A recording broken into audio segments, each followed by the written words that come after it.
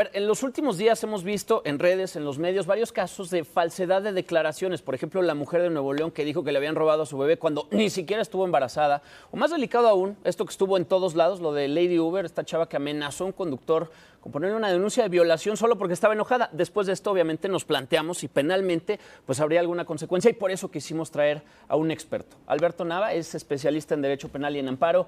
Y bueno, pues Alberto, bienvenido. Gracias por estar acá. Hola, otra vez. La pregunta del millón.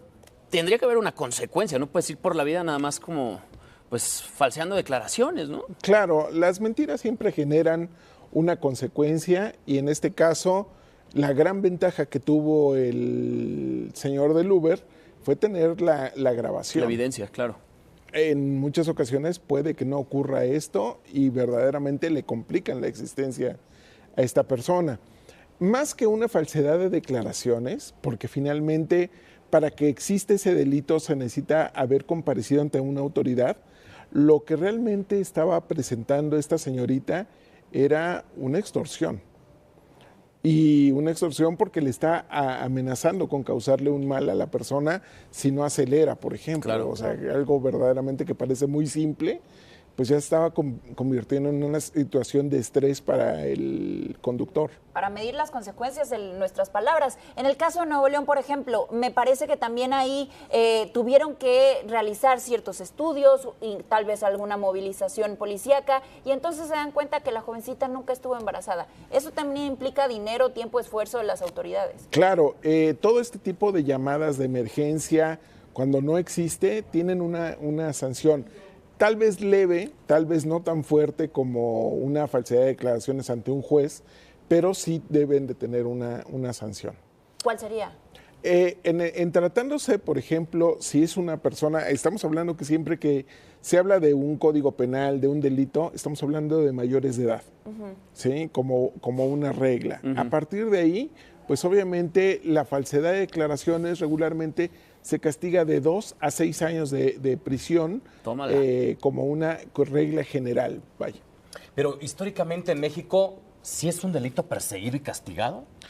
Es un delito que requiere precisamente del impulso de que alguien lo denuncie y que se le dé el seguimiento correspondiente. En el caso, por ejemplo, del conductor de Uber, nunca supimos si se atrevió siquiera a hacer la denuncia. Por lo pronto quedó a salvo de ser denunciado él, ¿no? Pero ¿y qué pasa, por ejemplo, cuando no tienes absolutamente ninguna prueba? O sea, al final de cuentas, pues es tu palabra contra la de ella. Cuando se trata de una cuestión de palabra contra palabra, solamente en los casos de abuso sexual, de delitos de índole sexual, sí tiene cierto peso mayor el de la víctima. Claro. Porque finalmente son delitos de oculta realización.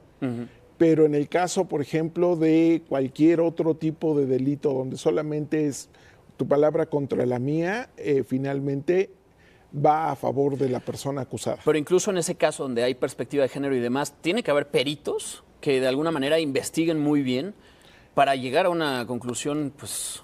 Finalmente, como el derecho se basa, todo tipo de proceso judicial se basa en pruebas. Claro. Algo que de alguna manera sirve como un soporte cuando no las hay, es una pericial que se llama psicología del testimonio, y en donde uno puede percibir dónde está exagerando la persona o dónde se está colocando en una situación de víctima cuando no lo es. Sí, como estas famosas entrevistas, ¿no? Donde luego se contradicen y demás. Así es, regularmente en ese análisis es donde uno puede detectar si la persona está mintiendo o no.